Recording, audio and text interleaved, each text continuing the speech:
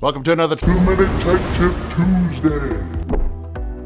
brought to you by the National RV Training Academy, the largest hands-on RV training academy in America. Hey, before we get to the video, which I know this is the reason why you're here, go ahead and hit the subscribe button. That way you don't miss anything. Hit the subscribe button now. Thank you. Now, back to our Tech Tip Tuesday.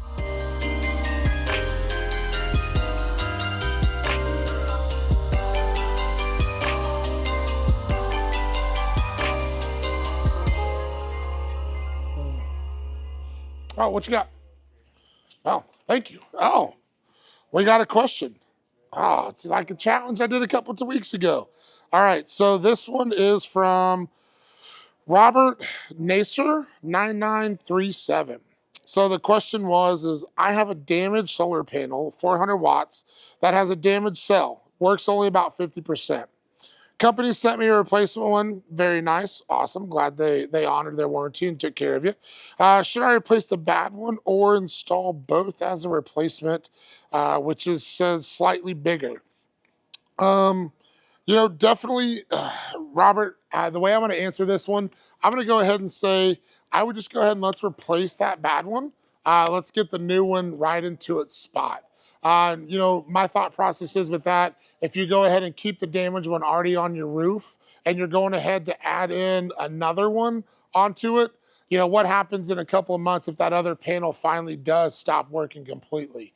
Then we're left with a panel up there that you're not getting any efficiency, any benefit from. Then you're having to take that one off your roof, having to clean all of that sealant, butyl tape, then patch all those holes back up. My personal opinion, what I would do in that situation, let's go ahead and get that bad panel out of there, get it off the roof, do all the cleaning once so you don't have to go back and do it again. But definitely, good thought process on that, adding that one into it. But still, what I would do just for the safety of everything, you definitely want to make sure all of your panels are working as efficient as possible, especially with this one being damaged. It sounds like some more damage could be on its way. I don't know how it got damaged, but definitely in this case, I would go ahead and take that bad one off and go ahead and replace it with a brand new one that the company sent you.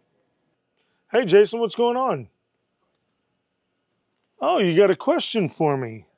And it says, at LYD, I travel full-time and have my bearings repacked every year. Great job. Since I'm on the road full-time and lack of the jacks, I always take it to the shop to do my repacking. I would like to use my hydraulic leveling rams to lift the RV and cautiously do one wheel at a time. What are your thoughts and recommendations? That is a great question, LYD. The thing that I will tell you about this is that it is possible to use your hydraulic jacks. The problem is that I don't think it's safe to do that. With that being said, the manufacturers of the leveling system recommends that you do not use that to be able to change your tires or repack your bearings.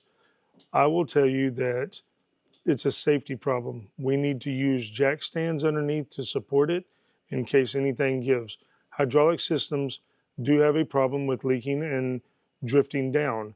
So I would definitely use something like jack stands whenever you go to do this. It's a safety reason, nothing more than that. Could it be done? Yes, but I'm recommending that you don't. There you go. Yeah.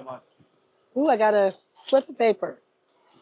All right, how do you recommend cleaning out the gray tank? Oh, that's a good question. All right, so cleaning out your gray tank. First of all, there's no gray tank flush, which I've seen two. In all the tanks I've ever been around, there's been two gray tank flushes, just like there's normally one on the black tank. So you're gonna have to still take care of those gray tanks because they get dirtier than the black. So the gray needs to be actually taken care of. So number one, make sure that you don't put a bunch of junk down there. So the less that goes down there, the less it has to be cleaned out. I would definitely use your tank product in your gray tank. Dump them out. They're going to get dirtier than your black tank. They just are. And most people don't manage them or take care of them the same way because it's like, it's just soapy water. They're actually really dirty in there. It's basically they get rancid. They get black mold, they get bacteria, they get all kinds of stuff going on in there. So part of it is going to be using your tank product, letting as little go down there as you can that's not just water.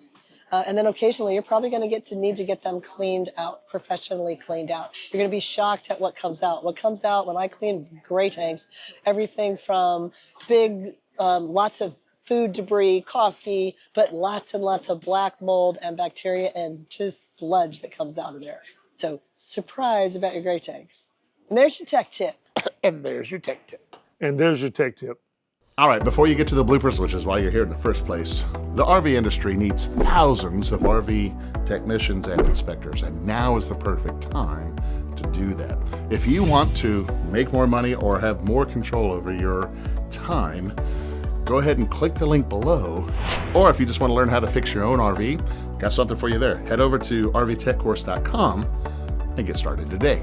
Now for the reason that you're at the end of the video, roll the bloopers. I heard you want to talk to me. You really want to talk to me? I don't have time for you right now. I gotta go back into my hole. I'll be back in a minute. I even gave the dumb dog look.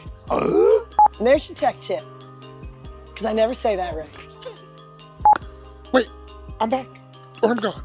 I'm back, but I'm gone. How do you recommend cleaning out the gray tank? I recommend that you get yourself a brand new RV because it's time. You need to upgrade. Get over to the dealer, sell the RV that you have, and get a better RV. Get a big RV that maybe don't even have a gray tank or stop using it. Just go to the park, use their shower. There's no need. Stop cooking. Just go out. You'll never have to wash dishes ever again. But a brand new RV is the way to go. Wait, get my good side. No, this good side. Wait, no, not both sides, just one side.